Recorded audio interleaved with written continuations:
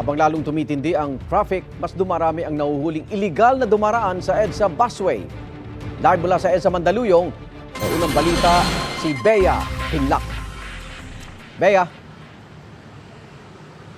Igan, pasado alas 7 ng umaga pa lang ay hindi na bababa sa 8 ang mga nahuling iligal na dumadaan sa EDSA busway dito sa Ortigas Station southbound. Kabilang sa inisyal na bilang na yan, 3 na motorcycle taxi na may sakay pang pasahero, 2 private motorcycle, 2 private 4-wheel vehicle at 1 provincial bus. Ayon sa tala ng Special Action and Intelligence Committee for Transportation o SAIC, mga motorcycle rider ang karaniwang violator sa mga patakaran ng pagdaan sa EDSA busway.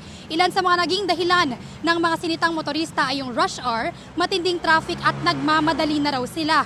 Karamihan sa mga natikitan ngayong umaga, first-time violator at may multa na nasa 5,000 pesos. Hindi kasi nagmamadali ako, sobrang traffic. Hindi ko na-expect na skyway ako. Late ako for the wedding. Kasi traffic po, nagmamadali po ako, may pasok po ako, may hinahabol po akong biyahe. Napalabas lang po ako ng saglit. Pasok ko po alas 7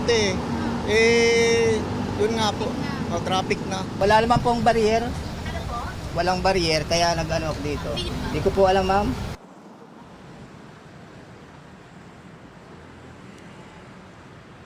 Igan, ayon sa SAIC ay posible o inaasahan na dadami pa yung bilang ng mga violators sa EDSA busway lalo't patuloy na tumitindi yung holiday traffic na nararanasan dito sa Metro Manila. At yan ang unang balita mula rito sa Mandaluyong.